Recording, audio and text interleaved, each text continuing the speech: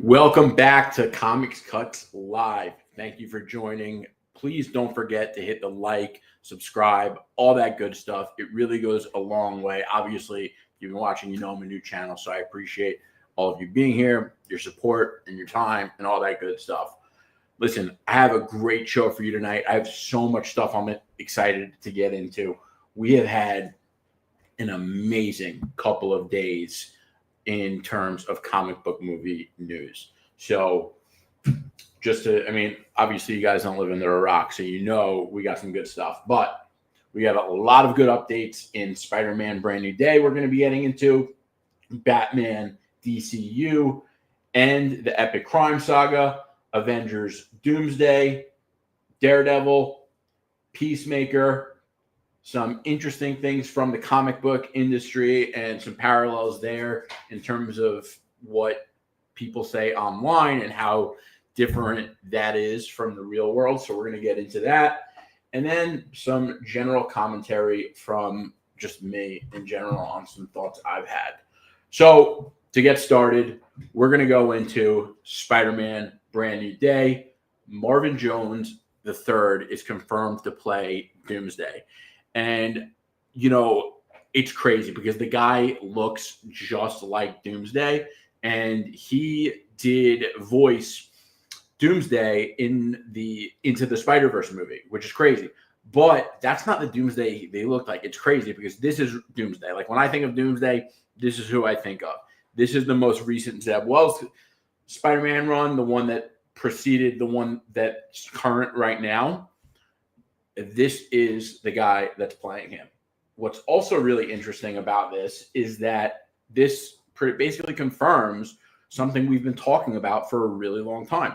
We have known that the Spider-Man Brand New Day plot has to do with a villain that manipulated Spider-Man, Punisher, and Hulk to be fighting each other. And at some point in the movie, they're going to realize that and set their sights on Tombstone. I really thought, I said, I think it's going to be Wilson Fisk or Tombstone. I think I was leaning more towards Wilson Fisk because of the Daredevil buildup.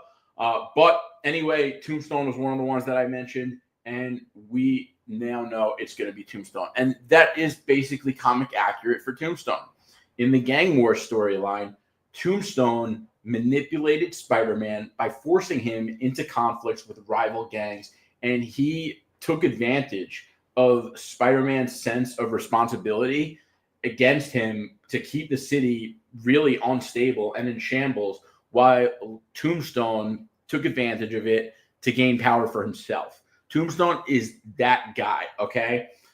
Like, he really is. And I think he is a villain that a lot of people would skip over or not really know, but I think that this was a great choice. Tombstone is a great villain when done right, especially because like that gang war storyline, it's kind of like the chessboard and power, type of conflict. And I think that's going to be really cool and interesting.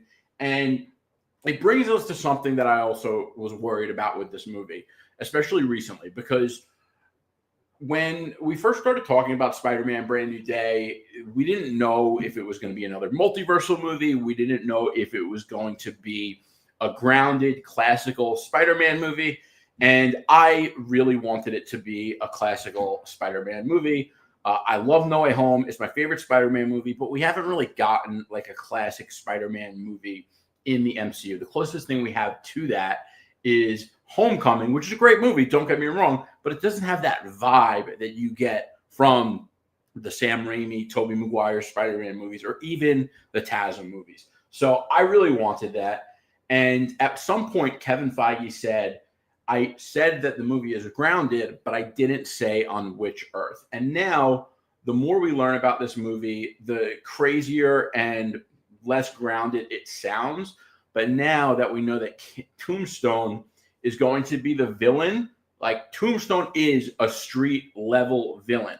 He is a street level villain that makes himself feel like the biggest threat in the game because he is someone, again, who is going to take advantage of all the players on the chessboard in the game that he's playing, and he is ruthless, He also has a daughter, by the way, who at one point dated Peter Parker's roommate, uh, Randy Robertson, who is Robertson from the Daily Bugle's son. So there's and him and Robertson. I think it's Joe Robertson, but him and Robertson, Tombstone and Robertson, also have a rivalry. They hate each other. So when they find out the son and daughter are dating, that's a whole story. That's interesting too. There's a lot you could do with Tombstone. He is a great character. And I don't know where, but I have seen this guy before. So I'm pretty sure he's a good actor. I can't imagine they would pick him if he wasn't. So I'm hyped about this. I think this is a great choice. Tombstone is a great villain. I think people are going to be really happy with him. Again, he is like that chessboard guy, you know? So this is exciting. But Marvel really needs to balance that fine line. I think that they are trying to do both. I think they want to take advantage of Spider-Man Brand New Day, considering this movie is coming out just 6 months before Avengers Doomsday, and they don't have another movie to launch into Avengers Doomsday other than Spider-Man Brand New Day. So what I think they're doing is they are trying to make this movie a launch point for Avengers Doomsday, but still do justice to that street story Spider-Man type of movie that they know the fans have wanted for a really long time from the MCU. Now, a couple other things. So Marvel supposedly had to give something up to Sony in order to gain creative control over Spider-Man Brand New Day. This came from Alex Perez. I don't know what they gave up, but this to me is an advance in their relationship. Like they are making compromises and trades to benefit each other. I'm sure whatever they gave up to Sony is something of high value, importance, significance. It's something that's obviously going to benefit Sony tremendously. However, if they got full creative control over this movie, that's a W. Listen, I love Sony. I think Sony does. I give them a lot more respect than most people do, but I still would prefer Marvel Studios in creative control of this movie. So that's another big W and positive sign in this movie's direction. So the other interesting thing that's going on is, again, how is this going to play into Avengers Doomsday? Now, that redacted guy had said that there are other characters that they want to interact with Spider-Man. He didn't say if it's in this movie or not, but I don't know where else it would happen. So the characters, the rumors that there's a push for Fantastic Four interactions, some Daredevil crossover, and Venom and Kingpin are likely villains to have in the future. So the Venom and Kingpin thing is obviously probably going to come down the line, but the Fantastic Four and Daredevil is interesting. You know, before this week, I think I would have guessed if one of those characters were to appear, I think I would have said Daredevil. But if they're going to tie this into Avengers Doomsday, the Fantastic Four would make more sense.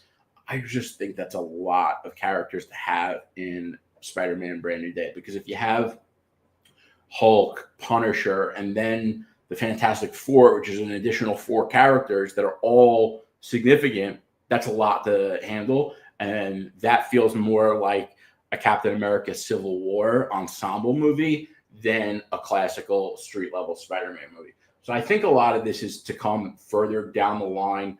Obviously, Marvel is always going to have big plans for Spider-Man. He is their number one character, period. Now, the other interesting thing is that this is supposedly going to be that Marvel wants 616, meaning the MCU's native universe, Norman Osborn, to face Tom Holland's Spider-Man. And this came from Alex Perez. I think that this is a really important piece because if you've been watching my show, you know that Norman Osborn is much more than just the Green Goblin. Norman Osborn is one of the greatest characters ever in the Marvel Universe, and he is such an important figure to the New York City of Marvel, and he is not just the Green Goblin. He's an entrepreneur with Oscorp. He has done hostile takeover of Hammer Industries and then Stark Industries through Hammer. So he has been and he's also led the Dark Avengers. So he's done a lot of things, and there's a lot of value for a character like that. Obviously, they just have big plans for Spider-Man.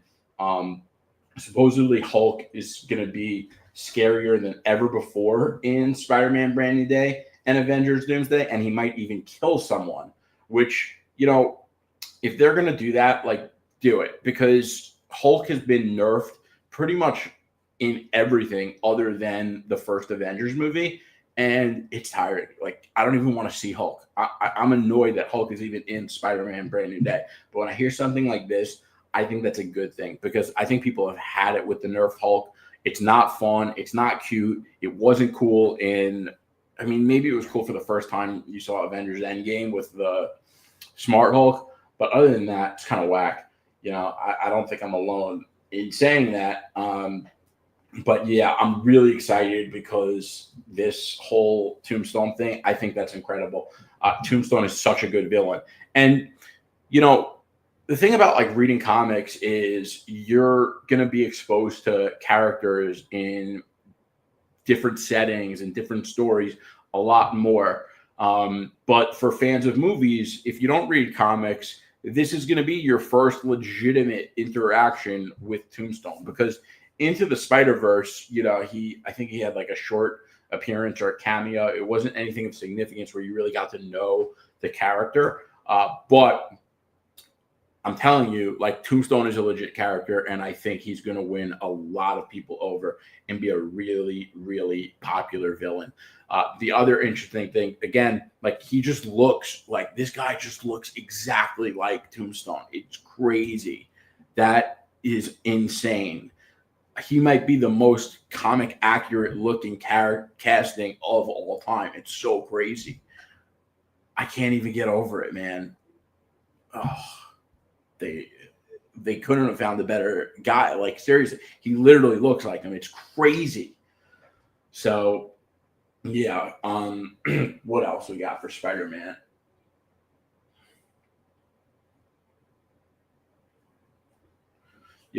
But more on Tombstone, his skin is unbreakable. So he is super strong. And that's the other thing too, that he's not just that chess playing strategist.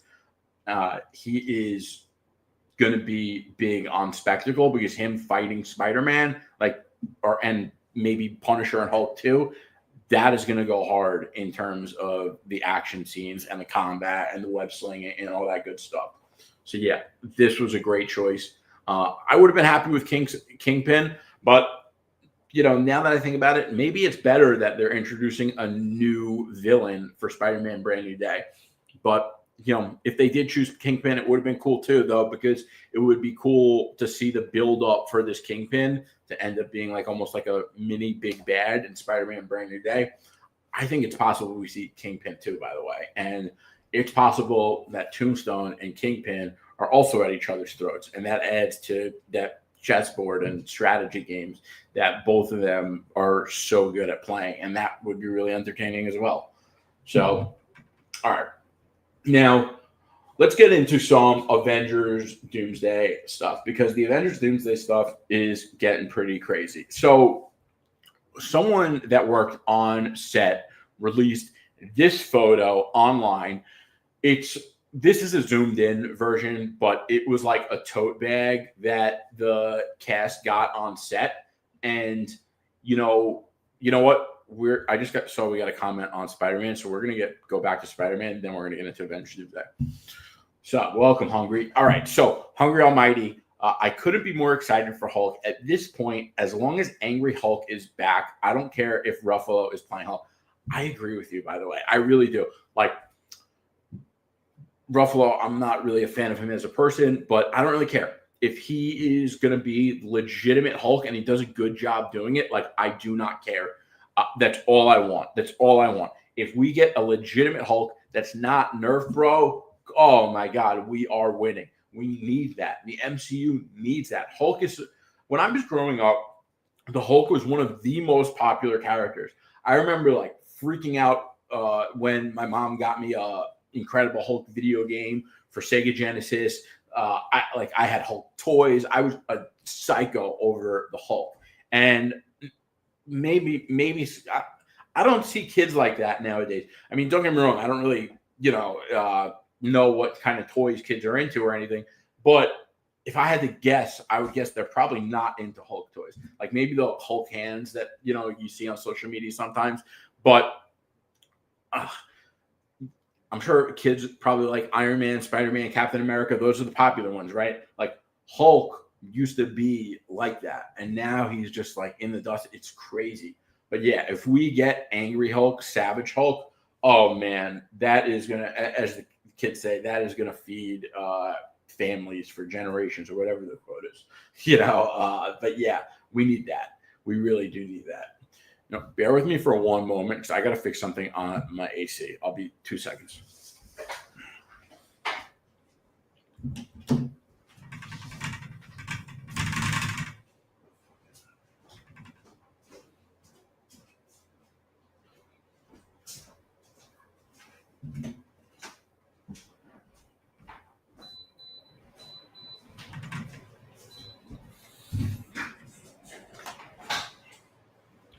Sorry about that. All right, so Avengers Doomsday. All right, so back to this tote photo.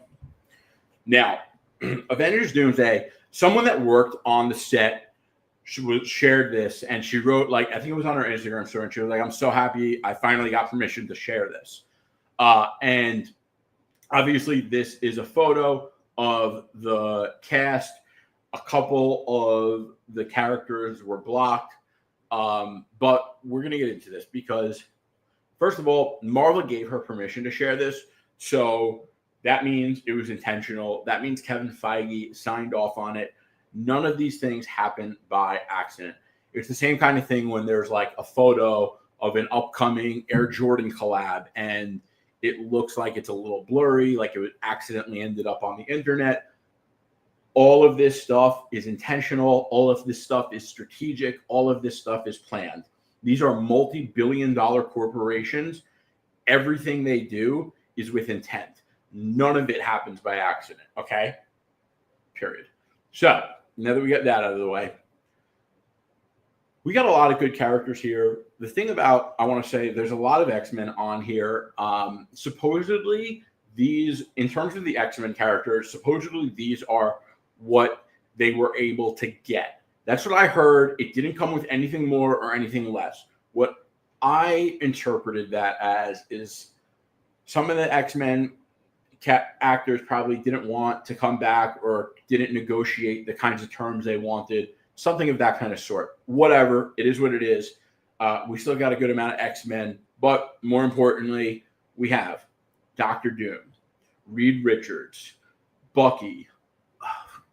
Who do you think that is next to Bucky in top middle? And then the in between Beast and this woman who I think is Peggy Carter. Or actually, no, that's probably Yelena. That's 100% Yelena. And then next to Yelena, I would say that is Shang-Chi. Or, no, that's probably Magneto. Beast. I don't know who that is on the top right. Thor, Susan Storm, Shuri, Red Guardian, Xavier, Cyclops, Falcon, Captain America, Sam, The Thing. Oh, now we got Shang-Chi down here. So that's definitely not Shang-Chi. That's definitely Magneto at the top. M'Baku, Gambit, Nightcrawler, Sentry, Ant-Man. Ooh, who is that? Johnny Storm, Loki. I think that's Namor. Mystique, John Walker, and on the bottom right is an aged up version of Franklin Richards, who I think is going to be a big deal in Avengers Doomsday. So the Fantastic Four are reportedly going to split up at some point in the movie, like not split up in terms of breaking up, but to work with other teams. So when I heard that, and that came from Alex Perez, I think that this movie, like I said before, I think this movie, they are going to try to do so much to replicate what they had with Avengers Doomsday, just because, Marvel has been on the downward trend in terms of box office. I think they're taking a lot of risks, but at the same time, I think they're going to want to play something in the safe zone. But they're taking a lot of swings. I would say this is the most ambitious Marvel movie they've ever made. And I think you'd have a tough time debating that. Like a lot of this cast, they don't really know each other, and they're meeting each other for the first time. And I think that's going to be fun. I think that's part of the fun of this movie, is that these cast members, these characters don't know each other. They're coming from different Earths, and they're all going to be in this incursion conflict, and they're going to have different outlooks on how to handle the incursions and who's right and who's wrong and who is the true north of the moral compass and who isn't. And I think that's going to be something that's interesting, because the moral dilemmas always work well in the MCU. It worked well in Captain America Civil War. It worked well in Avengers Infinity War. It worked really well in Spider-Man No Way Home, where, Doctor Strange basically said, we got to send these guys back to their Earth, even if they're going to die. Like, in the grand scheme of things, we need to do that. Like, even if they're going to die, it's better for the sake of the multiverse if they die than we keep them here. And Spider-Man disagreed. By the way, I agreed with Doctor Strange on that. I really did. And he's a superhero. And again, not all superheroes think exactly the same. And if they did, none of these movies would be interesting. I can't stand when people are like, oh, well, all these characters think the way I do, and if you don't feel the way I do, then you're a douchebag. Like, nah, bro, that's not how it is. So I'm going to like, instead of using the multiverse to get a variant RDJ Iron Man, why not use Franklin's powers to revive Iron Man in Doomsday? That would be crazy, bro. That would be crazy. I would actually prefer that, because I am so over we don't have this character, let's just bring him back through the multiverse. It's so boring. It's so basic. Like, the thing about the multiverse is it's supposed to be the thing that's exciting about the multiverse and multiversal stories is that you meet characters that are different versions of the ones that we already know. Like, you could hate on the Flash movie all you want, but the Flash movie, at least you met a different version of Barry Allen. And that's what's so cool about Flashpoint Paradox. You meet Flashpoint Batman, where it's not Bruce Wayne, it's Thomas Wayne. He's much more savage. He uses guns instead of just, we killed Iron Man off in Avengers Endgame, and our movies aren't doing well, so we need to bring Iron Man back. It's the multiverse, so let's just pull him from another planet. Like, and if that's what you're arguing for the MCU to do, are you really a fan? Because all you're arguing for is for them to lower the bar and have an easier time to making worse movies. A fan wouldn't want that. So it's just silly. But yeah, I 100% agree. But supposedly they're going to have a strong focus on the main characters and team dynamics. And I'm telling you right now, the fact that Marvel put out this photo of the tote bag, you were looking at the main characters of Avengers Doomsday.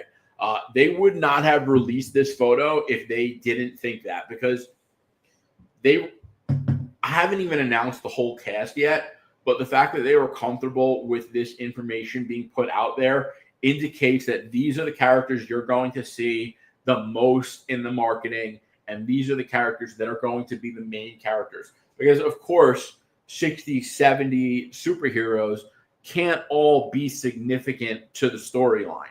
They can't all have a significant amount of screen time. There are some characters who are supporting characters. There are some characters who are lower than that, or more ancillary characters. And then there are these characters on the screen right now, your main characters. Now, what do I like about the main characters? Well, for one, I love that Doom is the first box, okay? I am most excited for Doctor Doom in this movie. He is one of my all-time favorite characters. He might be my favorite character in this whole thing. I would say him and the Fantastic Four are my favorites. And Magneto.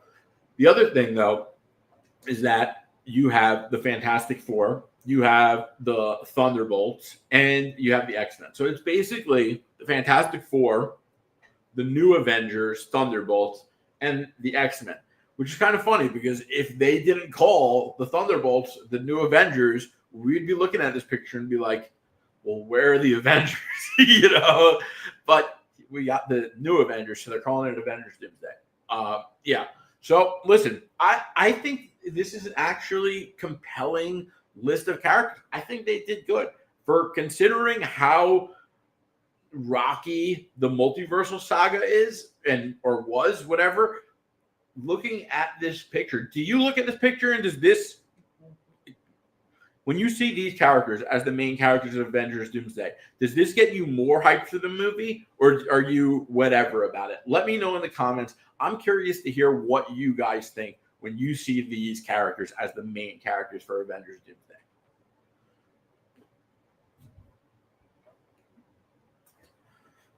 I still think Steve will be the main character, but they are not going to show him till the trailer. That's a good point. That's a good point. I forgot about that. Steve is definitely going to be the main character as well, 100%. And could be Iron Man 2. Could be Iron Man 2. Maybe they'll save the Iron Man part for Secret Wars. Who knows? It's hard to say.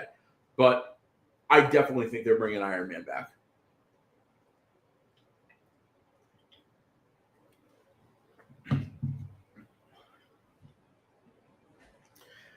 If what I see in this picture are the main characters, then I have issues. Okay, what are your issues? You just don't like these characters that much?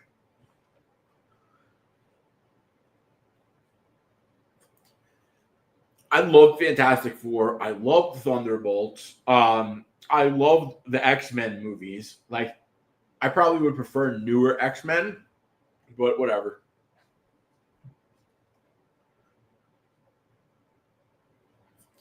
I definitely prefer Fassbender. Ian McKellen is great, don't get me wrong, but Fassbender was just incredible.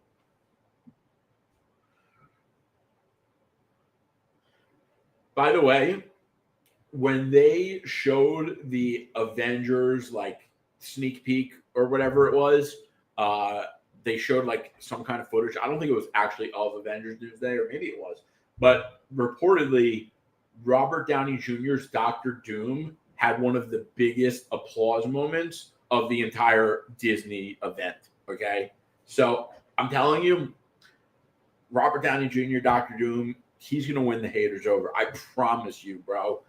He got the biggest applause at that entire Disney event.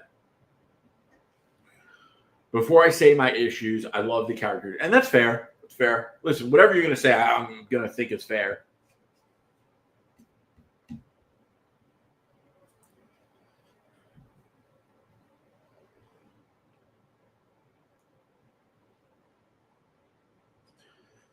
Also, John Walker's got to lose the beret. They have messed up his look so many times. When they had his helmet looked so bad in Falcon and the Winter Soldier, then they had him look cool as hell in Thunderbolts, and now they're back to this silly look. Like, what the hell? Kev Co, what's good? I'm very mad on Doomsday right now, but incredibly excited for Spider-Man. You know, I'm getting more excited for Doomsday as we learn more about it.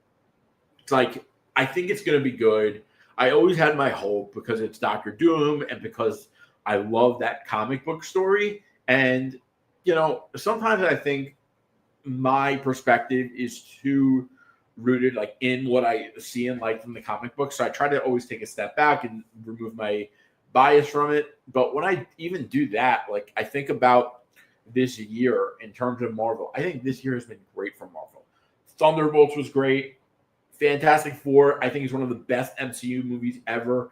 Uh,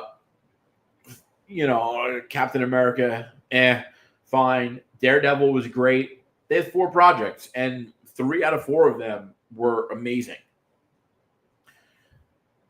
We've disagreed on this before, but I am not a fan of a movie that's called Avengers Doomsday, but then half the main characters are X-Men, the other quarter F4, and the other quarter for Thunderbolts 10.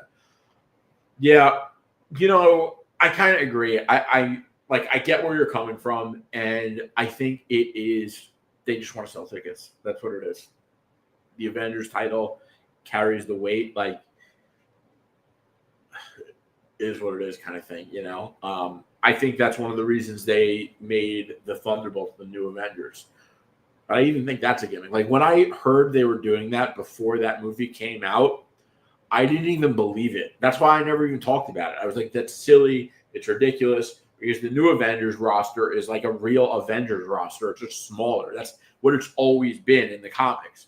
Until this year, when the movie came out, they released a new Avengers comic, and it had a team that's more similar to the Thunderbolts' new Avengers. I think Doomsday will be good for sure. I just love Spider-Man. It's going to be great to see that F4 interact with the other characters in Doomsday. I agree with all that. Like, I think Doomsday is going to be great, but Spider-Man and Fantastic Four are like my favorites. Them, and then Iron Man, Cap, and Thor are my favorite Marvel characters. And Magneto. But anyway, yeah.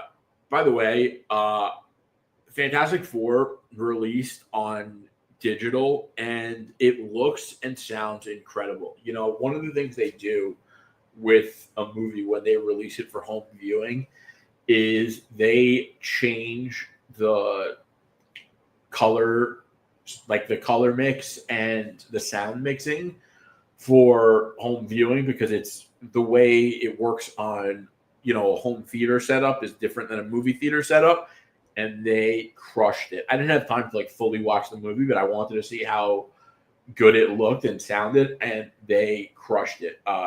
They're definitely, and it just goes to show they're putting in the effort with it, because I got to tell you, some of the recent Marvel movies with the sound mixing wasn't so great. Like, if it was Iron Man, Captain America, Thor, Hulk, etc. as the main characters teaming up with the Fantastic Four, then it's okay. Similar to how I was on Endgame.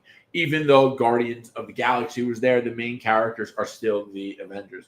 Yeah, and also, to add to your point, going into Avengers Infinity War, it didn't feel like we were going into an Avengers movie without the Avengers. Civil War came out just before it, and Civil War was basically a bonus Avengers movie.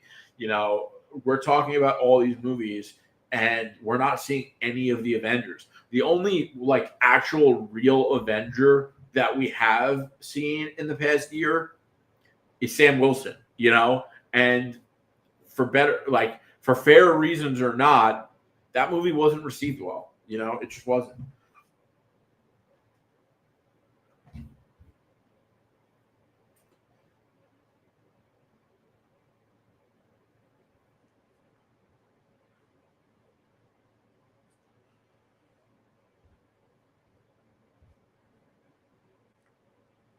Oh, and there's Thor. So Thor is in this one. Thor's going to be in it.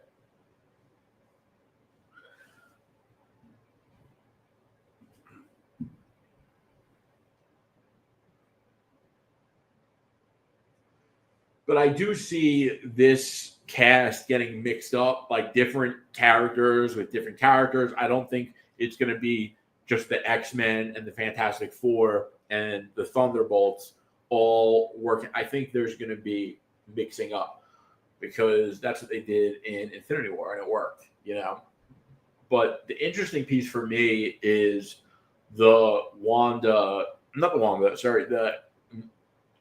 what's her name? Monica Rambeau. So Monica Rambeau, supposedly, if you remember from the Marvels, she ended up on the other side of the incursion wall. She got locked away from her native Earth, and she ended up on the X-Men's Earth.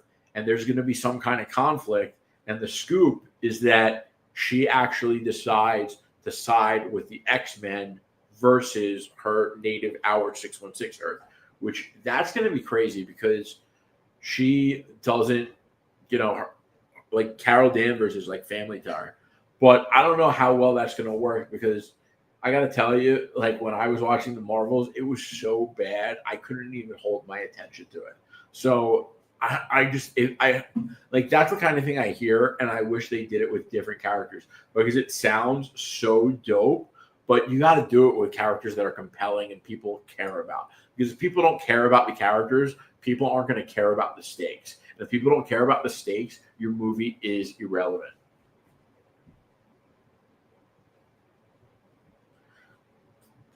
So the other thing is that what Marvel needs to do to be successful with Doctor Doom, you know, a lot of people are not happy about RDJ playing Doctor Doom. They think it was just like a cheap move, cash grab, and it's creatively bankrupt and all that kind of stuff.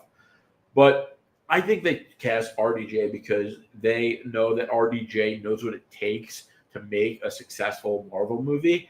And he has proven time and time again that he, has done it to the most optimal success possible. So I think he's going to crush it. But what I think they need to do, like they have hinted that he's going to be using, or straight up said, he is a master of science and sorcery, which is comic accurate. So we know we're getting a comic accurate Doctor Doom. But we need a Doctor Doom that is going to, be that like strategic chess player, the one that also is just ruthless. Doctor Doom is the kind of character that he was in love with a woman and he tossed that woman to the side because he thought love was going to hold him back in terms of his greatness, in terms of his conquest. So he chose to be single for the greatness, for the conquest. He is a guy that has so much pride that he lets his pride get in the way of everything. Anytime he thinks that, Reed Richards might have messed with something and gave him the wrong information, there was a time he was supposed to save the planet. It was like some black hole impending doom situation. And, some of the signs came to fix it came from Reed Richards. And he chose to not take that science because he thought Reed Richards was messing with him. So we need a guy that has so much pride, that cares nothing about anything else other than success, conquest, greatness. And you need that pride, that bravado, that ego, all of that. And I think that Robert Downey Jr. is going to crush it in that because he did that kind of stuff with Iron Man, relatively similar. Like Iron Man and Doctor Doom, when you actually look at who the characters are, they actually do have a lot in common. And that's what Christopher Cantwell, who wrote one of my all-time favorite Iron Man runs and Doctor Doom runs, said. And he said that, by the way, before they cast Robert Downey Jr. to play Doctor Doom. So he wasn't even saying it like to play up on that. He was just saying it because he's like, I've written both these characters, and one thing is I've realized is they actually have a lot in common. So I think Doctor Doom is the guy, and I think that people are going to be really happy with him. The other thing you got to realize for Avengers Doomsday is that Doctor Doom is like half the movie, okay? Doctor Doom is going to have probably the most screen time of any character. I'm pretty sure Thanos did in Infinity War. And this roster, like you have to remember that first tile where you see Doctor Doom, that really represents half the board.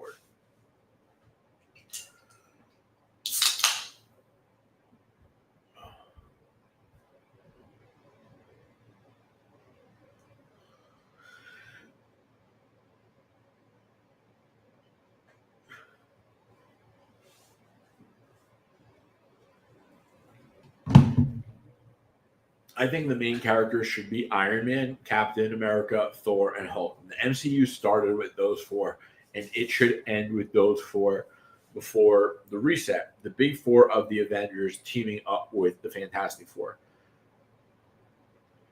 I kind of agree. I just think like if they were going to do that, they should have done it already. You know what I mean? Because if they just brought all those characters back in the beginning of Avengers Doomsday, like, that's difficult. Although I think it's almost possible that they're going to do it. I think they are, because I do think they're bringing Iron Man back, and I do think they're bringing back Captain America. I just question if that's what they're doing, if they're going to bring them back working together, or if there's going to be, they're going to be on different teams kind of thing, But nonetheless, if they did that, I would be pumped, because, like, that's a much better roster than the one we have now. Although I think I like this roster more than you guys, I guess, because I really like the Fantastic Four. I like the Thunderbolts. Like, I think that's legit. Are you not big on the Fantastic Four hungry? Kev, did you guys like that movie? Here's the thing. I know this would have been hard to market, but imagine they never revealed the actor until the movie, because Doom is masked 95% of the time, so it would go in line with his character. So I think they wanted the headlines of Robert Downey Jr. I think that is one of the pieces of why they chose to do it. And I hope that he does wear the mask for most of the movie. That's one of my big concerns, because when Robert Downey Jr. was filming as Iron Man, a lot of the time he chose to not be in the mask, which for Iron Man, that's fine. Superior Iron Man, for example, who is like, if you were to take the egotistical scale of Iron Man and put it all the way to the max and break it at the maximum, you would get Superior Iron Man, who's like so egotistical, so cocky that he becomes a villain. The big thing about Superior Iron Man's mask was that it was an open face, because it was a more cocky version of him, right? So he wanted to show his face, which is kind of ironic. But for Doctor Doom wears the mask almost always. So you got to have the mask on. And I know RDJ liked showing his face personally when he was playing Iron Man, because he wanted that fame and that boost to his name and his career, which is understandable. But like, you're not where you were in 2008. You're in 2025. You're one of the biggest actors to ever live. Like, wear the mask, because it's the right thing to do for the role. I have a friend that said this, and I agree. I don't want to see a movie called Avengers Doomsday and Avengers Secret Wars, but in reality, it's really Fantastic Four Doomsday and Fantastic Four Secret Wars. To some extent, yes. But in Avengers Infinity War, it was the Avengers plus Doctor Strange, who wasn't technically an Avenger, and Guardians of the Galaxy. So this time, it's the Thunderbolts, New Avengers. So that there you got the Avengers and the Fantastic Four and the X-Men. But they're definitely bending that definition to fit the title 100%. So I definitely see where you guys are coming from. And it's something that definitely crossed my mind as well. Thanos only had like 10 minutes of screen time. No way. I'm looking this up right now.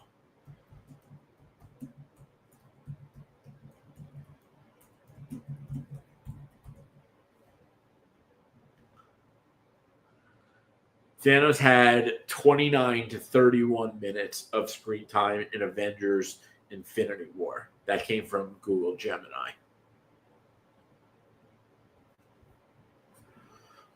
Hungry. I love that 4. I have no issues with them. I just don't like clickbait. If I watch Avengers, I want Cap, Iron, Thor, Hulk, T'Challa, etc. Not a Fantastic Four movie. This guy's an Avengers movie.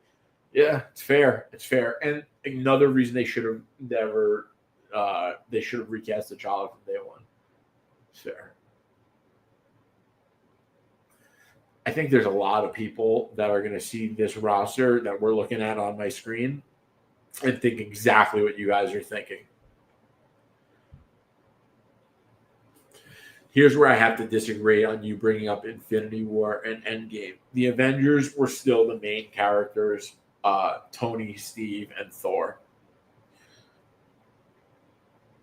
Yeah, that's fair. I just think Doom's a better villain than Thanos. Like, I think Doom's going to do a lot of the heavy lifting. I really do. Kevco, Fantastic Four was great. I got to order the 4K. I need a 4K DVD player. I really do. So I'm like crazy about my home setup, but I didn't realize how big of a difference it was with the bit rate for 4K DVDs compared to streaming. And then I found out if you get an Apple TV, the device, that you get a much higher bit rate than you do on your regular smart TV app. So I bought the Apple TV just for that reason. But now I want a 4K DVD player. But yeah, like, it's the same sound mix and HDR and Dolby Vision grading that comes when you stream it versus the DVD. So when you get it, you're going to be pumped because they did a great job with it. They really did. I wanted to watch it tonight. I just don't think I'm going to have the time. So I'm probably going to save it for the weekend. Get a good 4K player. It makes a huge difference. The sound is better also. Yeah, I think I'm going to get one. My birthday's coming up, so I think I'm going to get it next month. When my not next month, November. My birthday's in November, so I'll probably get one around that. Yeah. Oh, man. It's crazy because I didn't realize that it makes that big of a difference. And then I did research on it, and that's what I've heard.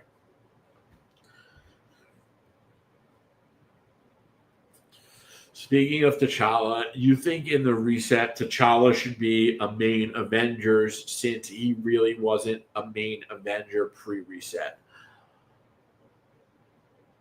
I think he should be a main Avenger because he's T'Challa, like 100%, But yes, because we got robbed of him not being the main Avenger that he should have been in the pre-reset. That's more of a reason for him to be a main character. But, like, they should make him the main character because he's T'Challa, I was looking through, because I was rereading the Hickman stuff. Man, like, the comics of where we are in the story right now and how great T'Challa was, one of the things that T'Challa did in that storyline, how I always talk about how Tony formed the Illuminati and then Doctor Strange did a spell on Captain America to make Captain America forget because Captain America didn't agree with destroying the other worlds. Well, before they formed the Illuminati, Namor attacked Wakanda. And when T'Challa joined the Illuminati, he said to Namor, he's like, I will be civil with you for now out of urgency and emergency, but when we're through this, I will have my vengeance. And what happens is Shuri ends up becoming the queen, and T'Challa becomes the king of Necropolis, which is like the city of the dead in Wakanda. So that's a long story. But what happens is the Dora Milaje realized that Namor has been visiting T'Challa because they were talking together about Illuminati business.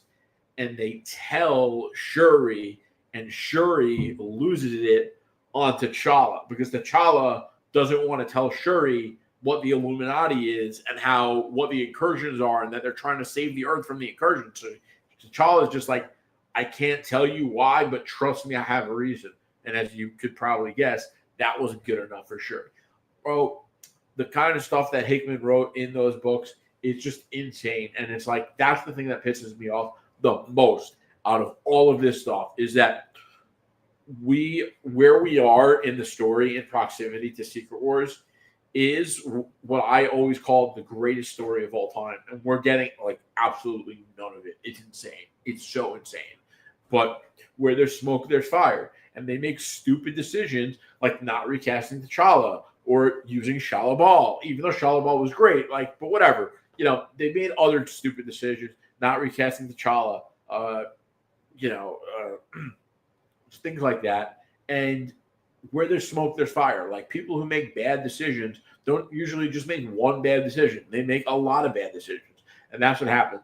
And now we're going into Avengers Doomsday. A lot of people, like you guys, aren't happy with the main characters that we got in front of us. People don't think this movie is going to be great. A lot of people have problems with it, or a lot of people are trashing it on social media all the time.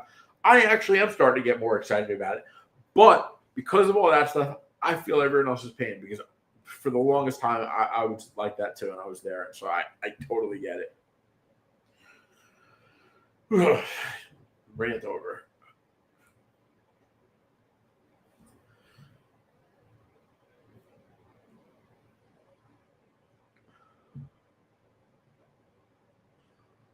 In other news, Daredevil was greenlit. So Daredevil season 3 was greenlit before Daredevil season 2 even came out, which is interesting and it's good because it shows that Marvel is bullish on Daredevil. Daredevil didn't even top chart 10 in Nielsen, which is crazy.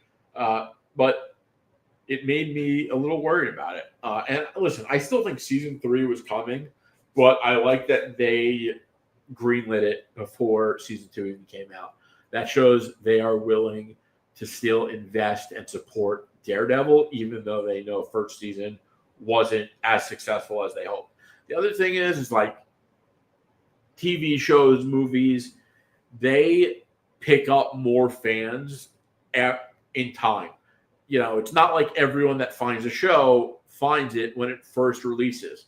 People hear about it months, years later, and then they'll watch the first season, and then they'll be around for when season 2 drops and improve season 2's, first numbers. So I think that's good. I would love to see Daredevil in Spider-Man Brand New Day. Like that's a character. I know there's a lot of characters in that movie. That is a character that would make sense to be in that movie.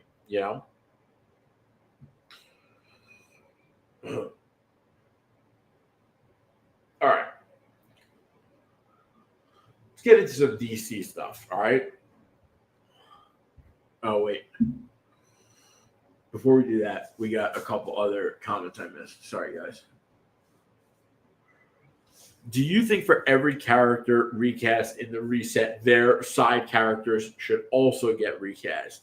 Example, if Iron Man is recast, then Rhodey and Pepper recast, Cap recast, so Bucky is recast.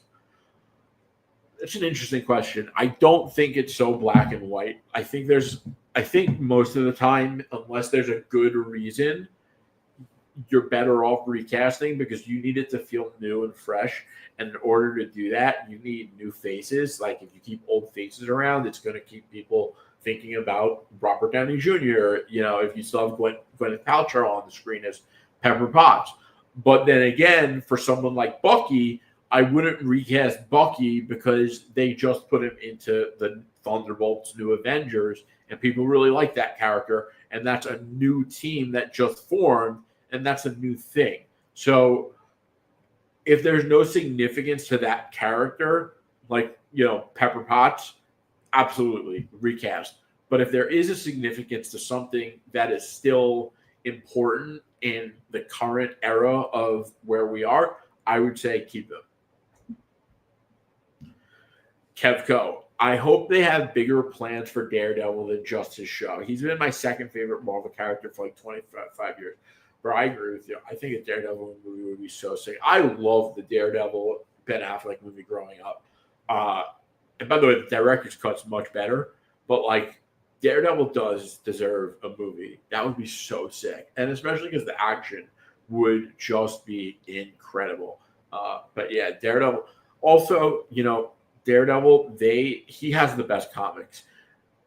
Consistently, like every Daredevil run is always like so well received. Other than 2, there was the one by Andy Diggle, and then the current one by Saladin Ahmed. But other than those 2, like every Daredevil comic is great, and I just think that's a testament to how great of a character he is. Like it's easy to tell a good Daredevil story because Daredevil is just that good of a character.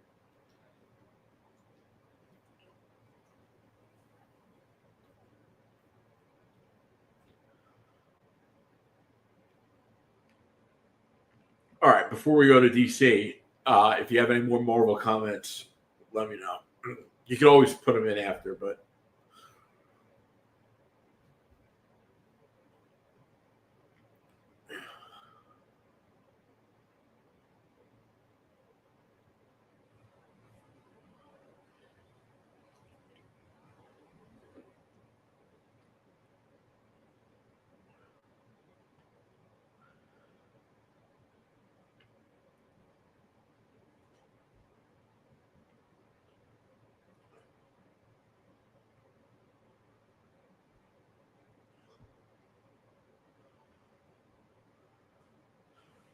all right.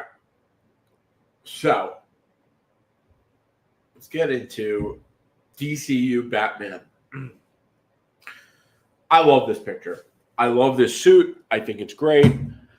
But James Gunn addresses the blue and gray suit and the white eyes. And he says, that's not what's important. What matters is the character and the story. And I just feel so vindicated because everyone's always arguing about which suit is best and which is best. Like, they're not going to pick a bad looking suit. I'm sure the suit they're going to end up with is going to be fine or even great. But you know what's more important? That the movie is good, that the characterization is accurate, the story and the plot and the villain and things like that. Everyone's like so caught up on the look of the suit. It's like a little silly sometimes, man. But like, I also, on that note, as much as I like this suit, I don't know it would translate so well in live action. I think in live action, he needs a black cowl and mask. Like, you could do the gray suit, but I do think he does need the black cowl and mask. Like, definitely not the blue. 100%. That's how I feel. But, you know,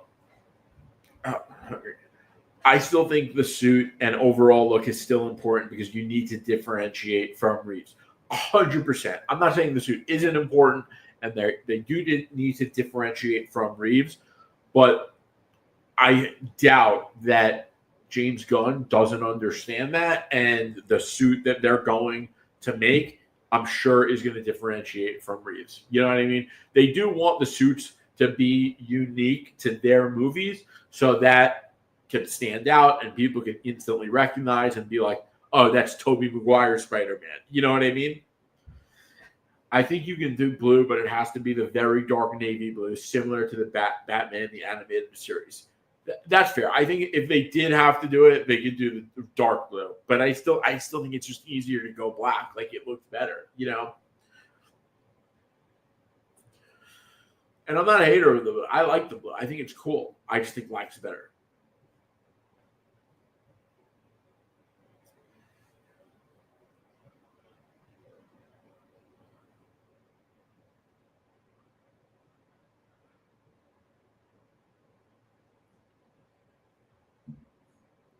Or if you watch the Batman 2004, it's a black, but there's a light blue shining down on it, depending on the angle. I'm gonna have to check that out.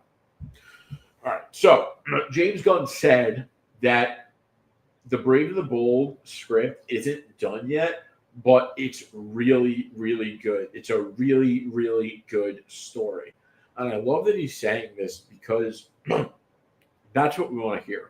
You know, and I think that they are going to tell a really good story with the DCU Batman, and that this is going to be the most comic accurate Batman movie we've ever seen. That's something I think that is a primary focus with the DCU, that they want to honor the legacy and heritage of these characters. And we'll finally get, yep, I'm going to say it again, a Batman movie that's a comic book movie come to life. You know, I think that James Gunn also said something interesting about that. You know, he said that they have been thinking about actors to play Batman, and that everyone, you know, that one of the actors is a really big name, and they weren't still sure about doing it. And all of a sudden, everyone landed on Jake Gyllenhaal. And I don't know why everyone thinks that means Jake Gyllenhaal. Maybe there's something I'm missing, or maybe it's just ridiculous. Listen, I like Jake Gyllenhaal. I think he's a good actor. I don't think he is Batman. I don't think he has the voice for it. I don't think he even has to look for it, really. I'm sure, he would probably be okay at it. But why do we want someone okay? Like, I think should want someone that's the best. And I just don't see that for Jake Gyllenhaal as Batman. I think all these fan castings for almost all these movies are terrible. Like, let the casting director handle it. They usually do a good job. And with Batman, I promise you, they're not going to drop the ball. They understand that Batman is important. On that note, another interesting thing James Gunn said is that casting Superman is harder than Batman because Superman has a Superman face and you need him to have that, that look and also at the same time have that goofy farm boy personality. Whereas Batman, when he actually is Batman, he's wearing a mask. So you got to think about that too.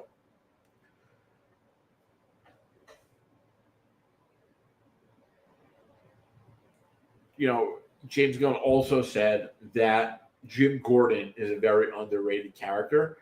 And that is just proof that James Gunn is reading comics. Because you wouldn't know that about Jim Gordon unless you actually did read comics. Because he's so much better and more important in comic books than he is in the movies. Really, any of the movies that we've gotten. So I love that. Like, people think he is making that up. It's like ridiculous, especially the Snyder cult, But yeah, some ideas about these characters you wouldn't have unless you were exposed to the comics. Kind of hope they go for a relative unknown and not these fan castings. Plus, Gunn screwed my timeline by talking about 1923 Brandon Sklenar. By the way, I 100% agree with you. I really hope they go with a lesser unknown actor. And James Gunn, it's crazy because I bet you he regrets doing that about Brandon Sklenar because he's like, if we're getting annoyed by it, he's got to be more annoyed by it. You know what I mean? It's crazy though. But I'm pretty sure Brandon Sklenar is like PR agents were behind that. I've read people say that, and it definitely seems to be believable, allegedly. I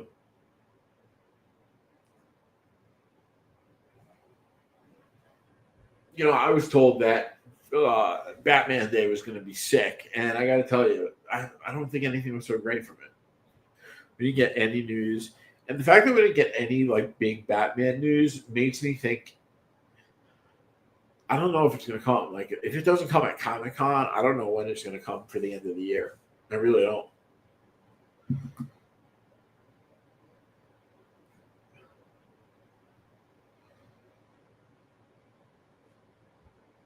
I want to see Detective Bullock as well. Same. He's such a good character.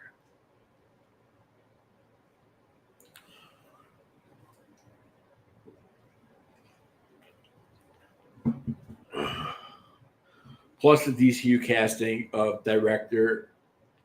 Oh, really? So the DCU casting director is the casting director for 1923. That's interesting. I did not know that. That means that Brandon Sklenar at least was floated. His name was floated in the room. I would guess that. Even if that wasn't the case, they're obviously aware that Brandon Sklenar wants to be Batman. Everyone and their mother knows Brandon Sklenar wants to play Batman.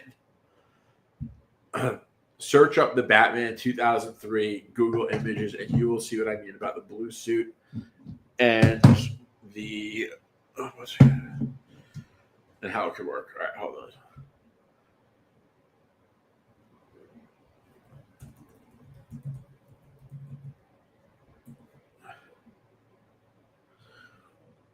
Oh yeah. So under the cape it's blue, but on the outside it's on the outside it's black. His rebirth suit was like that, but on the blue part it's dark purple.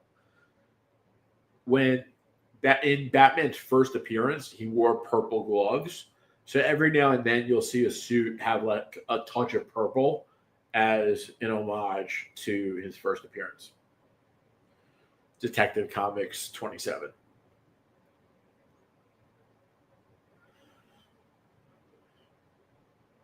By the way, a lot of people are like, the Court of Owls need build up and they shouldn't be the villain for the Batman Part 2. The Court of Owls were the first arc of the Batman New 52 run. So there was no build up for it then. And then in Batman vs. Robin, which was the sequel of Batman and Son, they were the villain, and there wasn't any build up from Batman and Son into Batman vs. Robin with the Court of Owls. So the Court of Owls have had stories, even their first appearance, without build up. We don't need build up. The other thing is, I don't think we're getting the Batman Part 3. Matt Reeves even said the other day, like, he's not sure about anything past the second one or something of that sort. Like, I'm telling you right now, with the dilemma of the Batman and DCU Batman, that Batman Part 3 thing, if that happens, it'll be a miracle, okay? But the Court of Owls are the best Batman villain. If we have an opportunity to have the best Batman villain, especially in the Batman, like, it makes so much sense.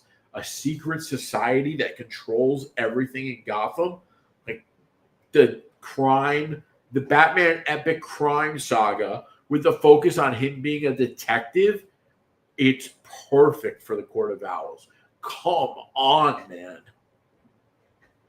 If the Batman Part 3 is made, who could be a trilogy ender that's not the Joker and better than the Court of Owls? I don't know. I don't think there's anyone better than the Court of Owls. They're my favorite Batman villain.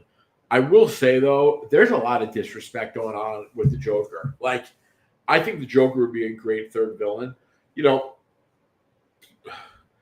Slav talked about this recently on one of his videos, and he was saying how the Joker, is a great villain, but he's so overused and played out.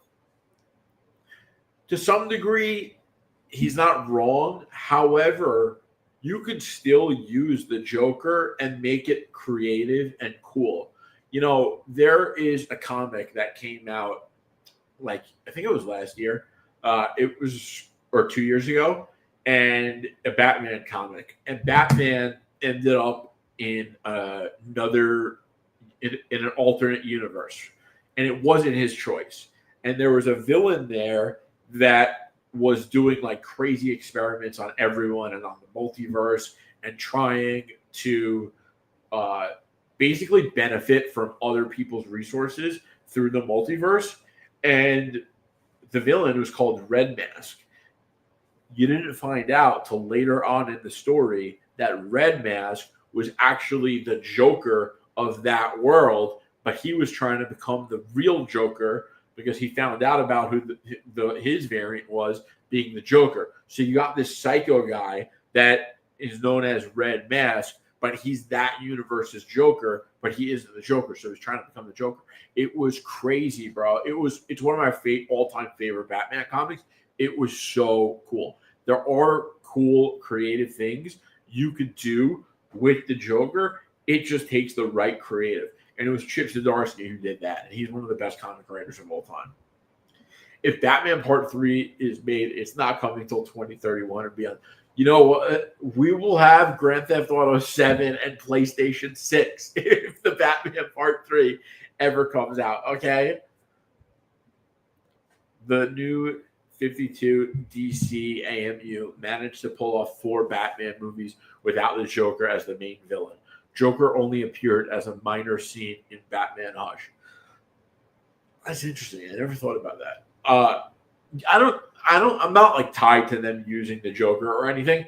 I just think that they tease him like we should at least have something he's involved in. I would also say I would like to see Hugo Strange though. I think Hugo Strange would be a good Part 3 villain because you can then do Arkham and like the spectacle and the inmates of Arkham could make for a really good third act, you know?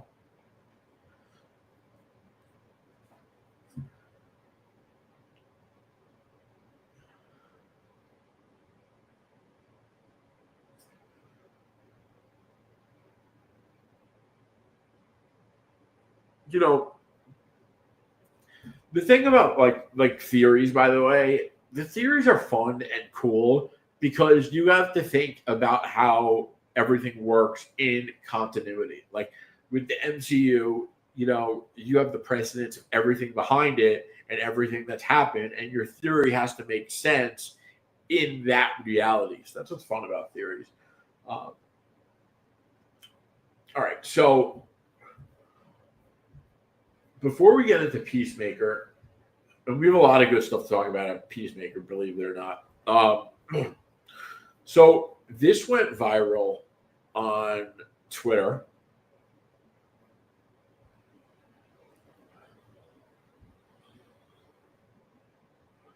Great.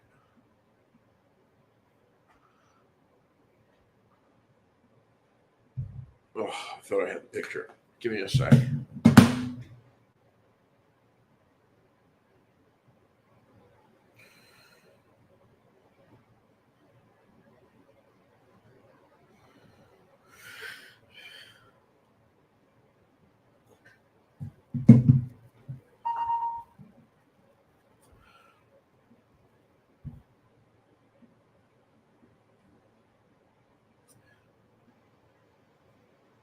All right. So basically, there's this comic, the current Green Arrow run, which has been great, by the way, is getting canceled at like 25 issues, give or take. Scott Snyder, who said, decisions like these are above my pay grade, but the honest reason is that not enough of us were buying it. The sales numbers on Green Arrow were just unsustainable. It's disappointing to everyone, but keeping it going means not being able to take other chances. The reason I wanted to talk about this is because it is such a good like example of Twitter not being the real world. Everyone on Twitter was in the comic book corner of Twitter was freaking out, was attacking DC and saying, "How could you do this? This is the best book you have out right now," and this and that. And everyone hypes up this book. Don't get me wrong; people talk about this book all the time, but people forget to realize that the hype that the Green Arrow comic has on Twitter isn't the hype it has in the real world, and it wasn't enough. The amount of hype that they all believed was so large wasn't enough for this book to continue coming out to the point that they had to cancel it. You know, the world is a different world than social media. Sometimes you need to touch grass. It's okay. Listen, you know, like the other thing is these books cost money. It costs money to make, and if they're not selling, they need to, you know, cancel them or have at least a creative reason they need that book to continue. You know, and also shout out to Scott Snyder for addressing this and being like so cool with fans that, you know, this fan was respectful clearly, but there were a lot of fans that weren't, and Scott Snyder went out of his way to share this info, and he knows fans are upset about it. So stand-up guy, kudos to Scott. I just thought it was a great example to share with you guys. All right, now let's get back to some movie stuff, but let's answer some chats first. All right, what do you think of this slate post-reset? Spectacular Spider-Man, X-Men, Black Panther, King of Wakanda, Wolverine vs. Hulk, Avengers Assemble, and a Fantastic Four sequel. I think that would be sick. If that was our slate post Endgame, I would be our Secret Wars. I'd be pumped, bro. Pumped. King of Wakanda goes so hard too. Twitter ain't real life. It's why I don't argue on that app. Just not worth it. LOL. I wish I was able to resist it all the time, but I've definitely gotten a bit better at it, but like the thing is, people don't argue because they want to change your mind. They argue because they're looking for a fight. You know what I mean? And the funny thing is, if you met them in real life, they'd probably actually be cool to you. But online, they're looking for a fight. It's ridiculous. Fucking world we live in. All right, so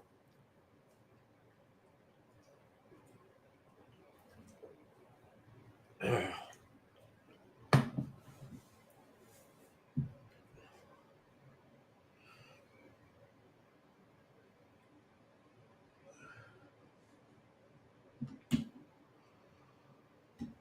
you know what? Before Peacemaker, let's do this real quick. Wait, we got another comment. What can you see James doing with Green Arrow for the DCU? Show or animated movie? I just can't see him doing an Arrow movie because Batman exists. LOL. Yeah, I would like to see him do a show or an animated movie. I would love a Green Arrow movie animated in the style of like Into the Spider-Verse. I think that would go so hard. But yeah, I'd be happy with either.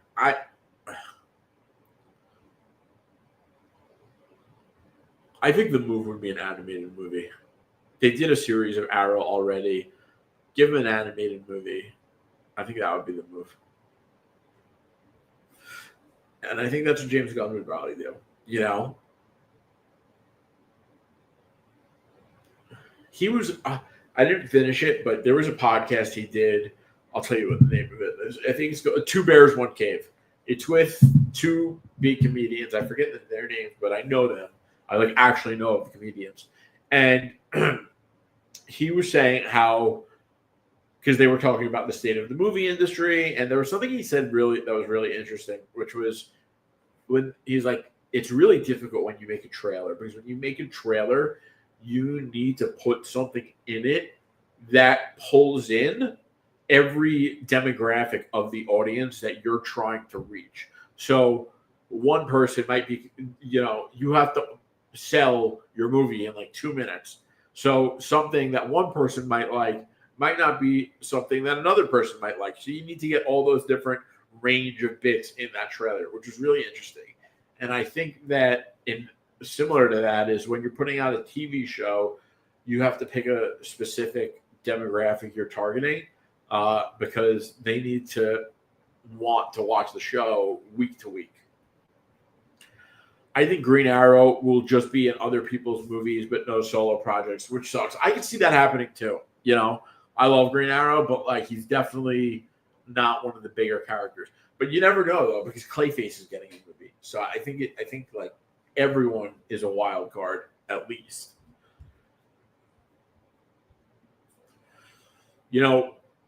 This was crazy. I mean, he basically confirmed it's Brainiac, which is great. I love Brainiac. Brainiac's one of my favorite villains. So, yeah.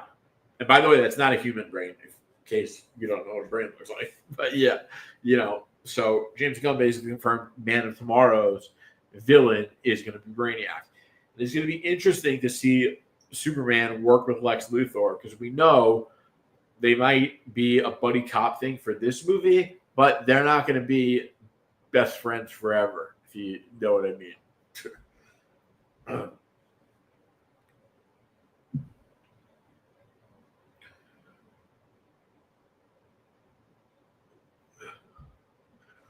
Superman, Lex, John Stewart, Hawkgirl, Supergirl, and Lobo versus Brainiac. Sign me up. Hell yeah, brother. Me too. I think all the actors liked it also, too. So I think that counts as confirmation these days.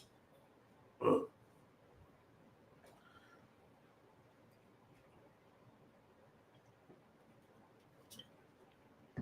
right.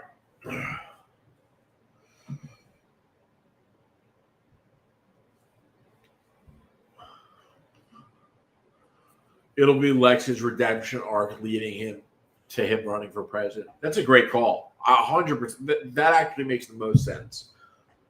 He's got to capitalize on the goodwill he's going to gain, and that's the kind of guy he is. So I agree. You sold me. Your theory is 100% accurate. All right. So for Peacemaker, so Booster Gold, Blue Beetle, Huntress, and Lex Luthor are supposedly going to appear in Peacemaker. These are great characters, by the way.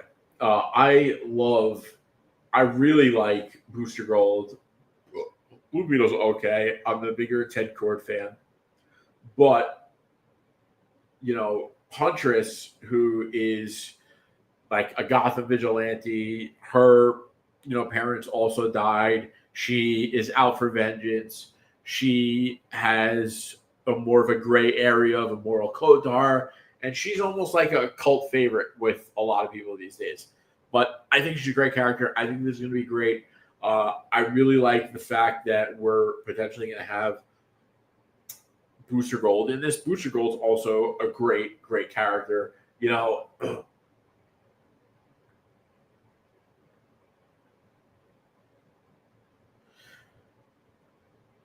And it makes sense for Booster Gold at least, just because the time traveling with dimension traveling going on in Peacemaker.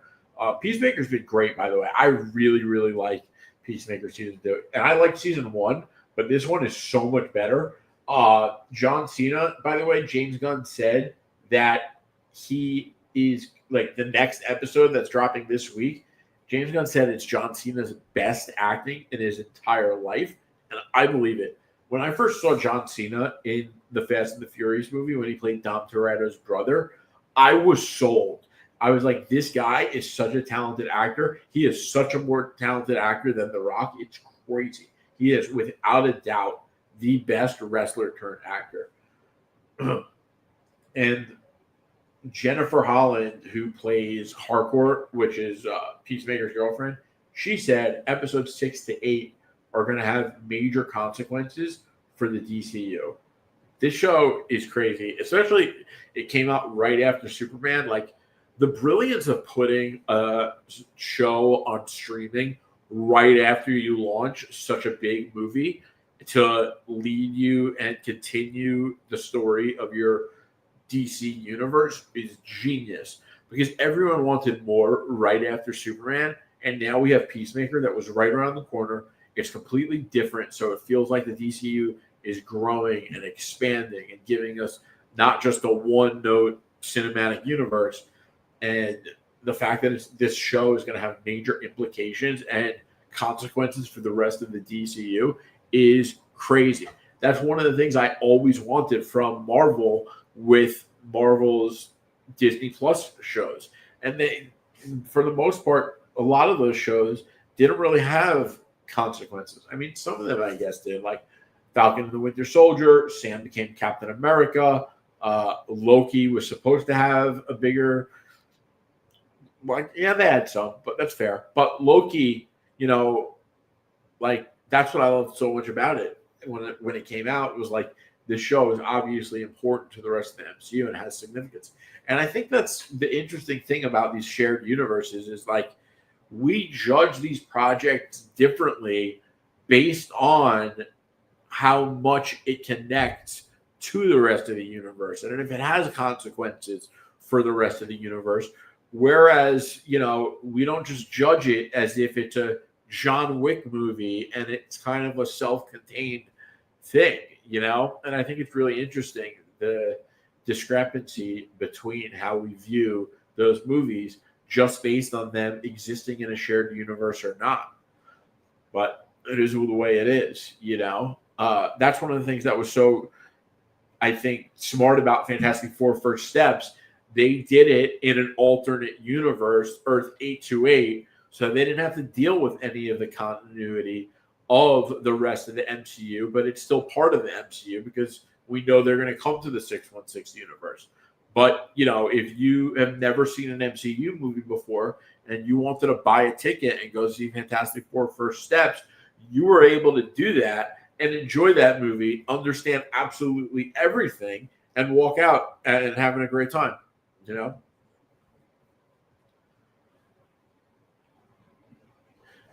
You know what? If they did Luthoriak, Brainiac, and Lex Fuse for the Justice League movie, maybe Brainiac in Man of Tomorrow places his conscience into Lex after being defeated. Yo, that would be insane. That's like Justice League Big Bad level. Oh man, that would be sick. Lex would be ruthless, bro. Season 2 of Peacemaker is fantastic, and I think the fact that it's tying into a universe versus being in the DCEU, but not really, is very exciting and more compelling. 100%, bro. Like, it just makes it so much more interesting, especially that it's like this dimensional thing. It's obviously going to have implications on the rest of the DCU. And the season 1 was good, but the DCEU didn't really matter, so no one really cared about it like that. Even with the cameo they had at the end of season 1. I'll be mad if they put more Bat family members like Huntress, Batwing, Azrael, etc., but no Red Hood and Tim Drake.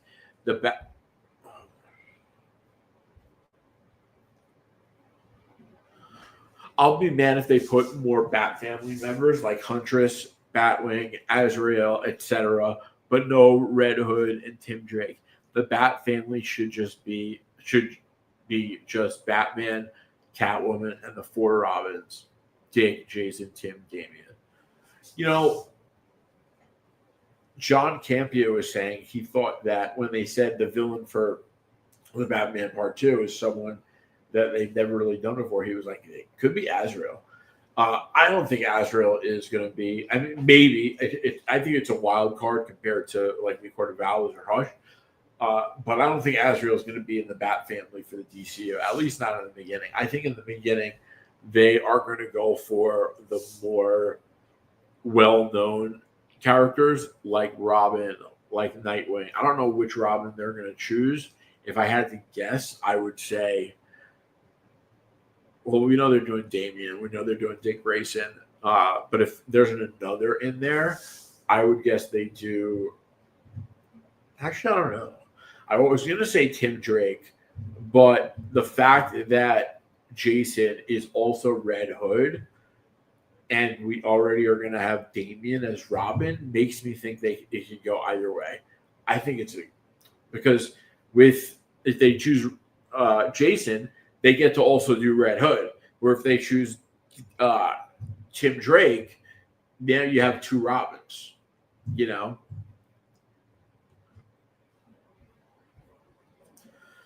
If you had to be realistic, who do you think this big cameo that Gunn is teasing for Peacemaker?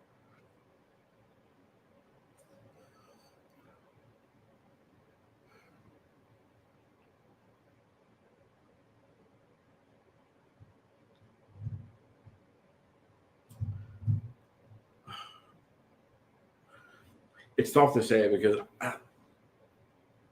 I hope he means big, because I think it might be Blue Beetle. And if it's Blue Beetle, I'm going to be disappointed because if you say big, I expect someone big and A-list, and Blue Beetle is an A-list. But if it is big, I think it could be like Lex Luthor or Superman or maybe a new cat. What I would love to see is a new character that we haven't seen yet in the DCU, and of an actor that we didn't know, like someone like Batman. That's what I would want to see. But I think it could be someone like Booster Gold or Blue Beetle, and that's what the scoop is. Like that scoop that Booster Gold, Blue Beetle, Huntress, and Lex are rumored to appear in this Peacemaker show makes me think that when James Gunn was talking about a big cameo, I think it's one of those. Because if the scoop is accurate, and there was a bigger name on the list, it would have been on the list. How would you feel if Gunn did a Nightwing HBO Max before Brave and the Bold to make up for the fact that we have to wait for it because of the Batman Part 2? Yeah, I wouldn't like that. As much as I would love a Nightwing show, like right now, I would watch it immediately.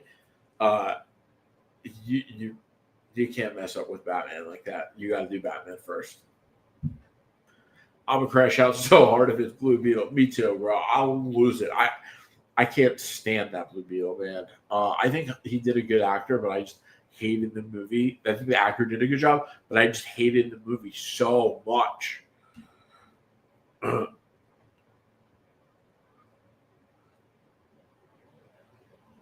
That movie was so pretentious. If it's Nightwing or Green Arrow, then that would be fire. Yeah. Oh man, bro. See, like Green Arrow is more realistic to me than like Batman. I don't think we're gonna get Batman introduced to the DCU in Peacemaker. Uh, because it's an important moment. Kids are going to be able to watch it, and they can't watch Peacemaker. Uh, but Green Arrow would make a lot more sense. I think that's a lot more practical.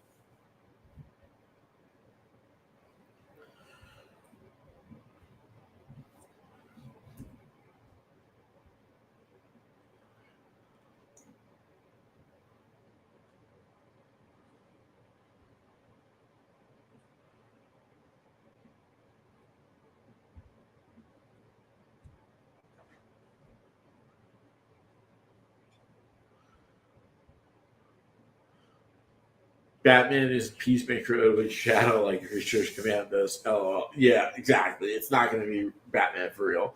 But I just want to know who's playing Batman. That's why I want that cameo so bad.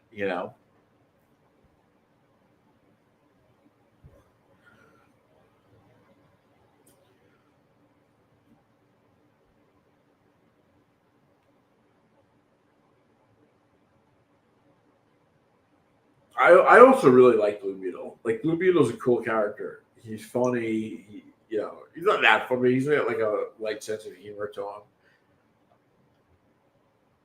I think people are going to really like Booster Gold. I just want to hear anything from Gunn about Green Arrow at this point. He's one of my favorites. Yeah, I love Green Arrow too. He's such a cool character, man. And he's very different from who he is in the show that they had in the comics. When I first started reading Green Arrow comics, I was surprised by that.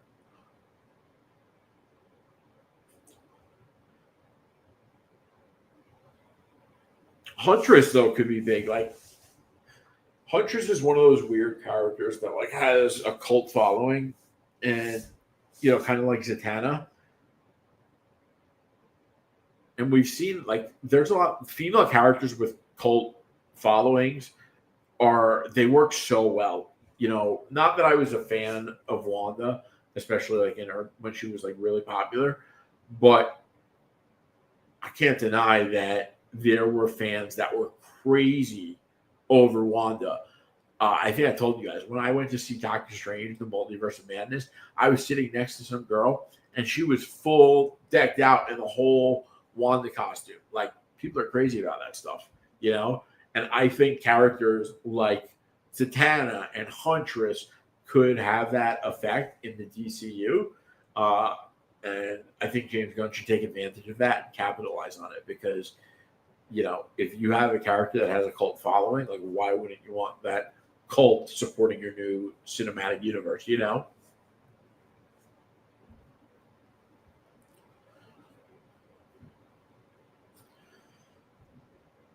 Yeah, no, I'm good on Huntress. Batman, Catwoman, Nightwing, Red Hood, Robin, Damian, Red Robin, Tim Drake. That's it. No more than that. I don't really care for Huntress either, by the way. I just think it would be smart business.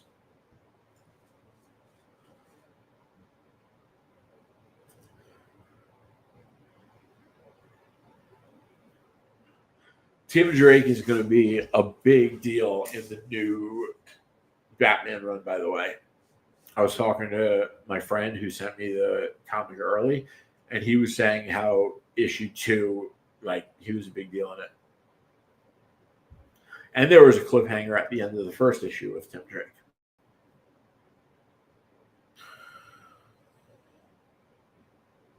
Uh,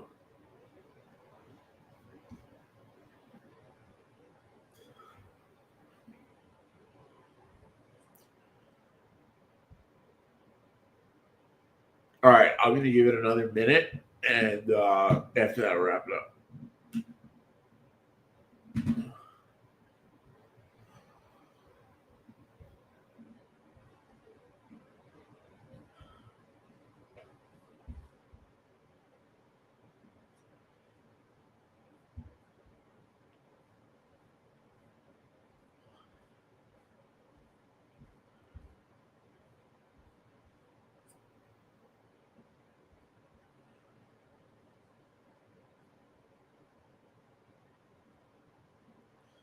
Batman needs the white eyes.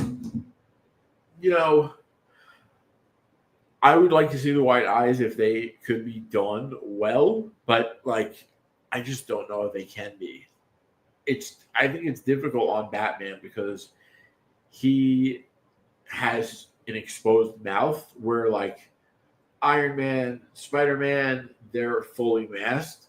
So I think it looks different on them. And also, it's not just the white eyes. It's like, you know, Spider Man's eyes are like outlined, and Iron Man's eyes are lights. You know, it worked with Mister Terrific. Yeah, look at Mister Terrific. Hey, you're right. Oh no, it didn't.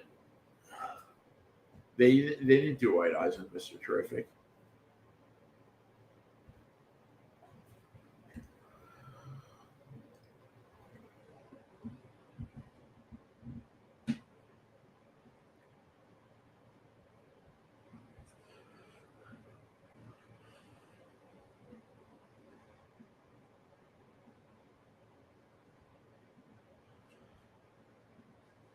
Maybe they do the white eyes for the detective vision, similar to the Batman Arkham games, where it's only turned to white once the detective mode is on. That would be cool. I'm not opposed to the white eyes. Like, if they can make it work, I 100% think. Like, the white eyes are obviously cooler than the regular eyes. I just don't know that it could work. I think they'll probably try it, and if they can get, and if it looks good, they'll go with it. But if not, I think they'll do it without. Because I think James Gunn's going to want to try it.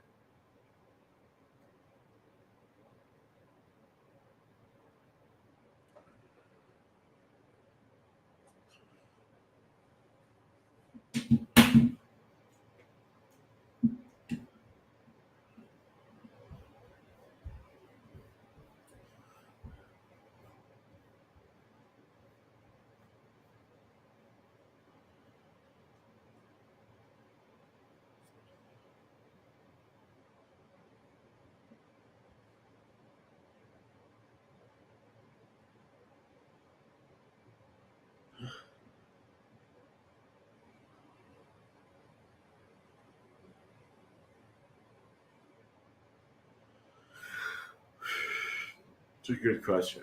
Let's see. Hold on. I've had a good picture of Robin. Let me find it.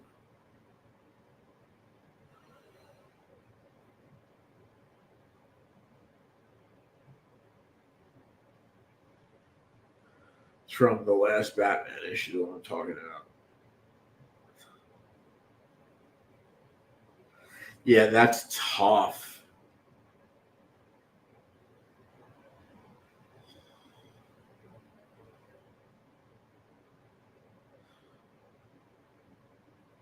This Robin suit from the new Batman is so sick. Hold on, I'm going to show it to you.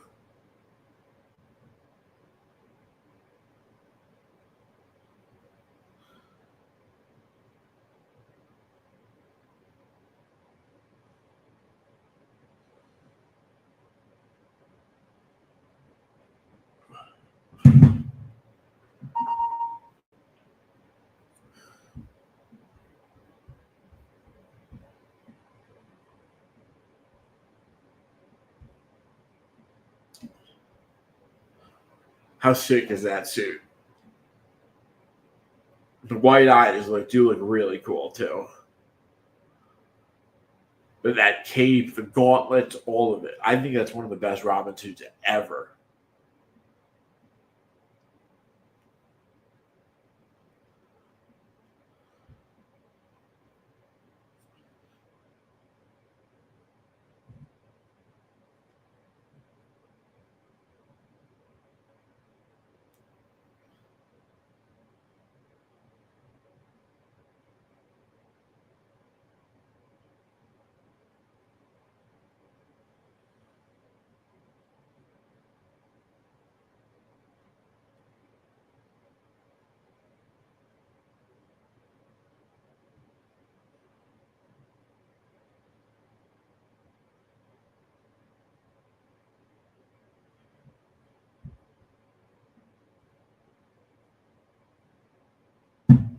All right, I'm going to call it a night. Thank you guys for joining. Thanks for your time and support. As always, one more. All right. I have another reason why I want to see Dick Grayson in the Batman Part 2 taking biases aside. Let's hear it.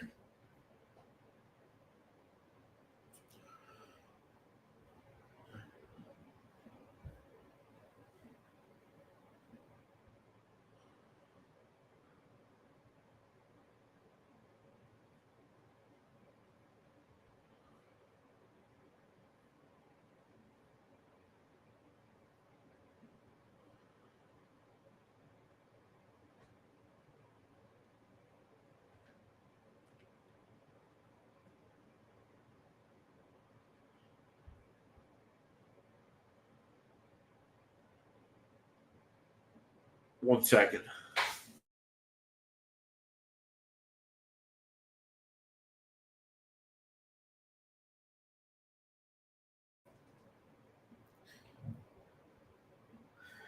Basically, Dick Grayson is Batman's redemption, and that's why I want to see it, because we won't see it in the DCU since Damian is Robin.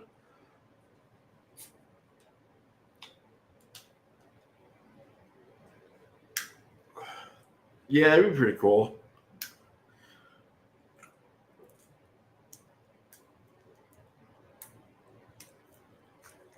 I do think that's a bit early, though.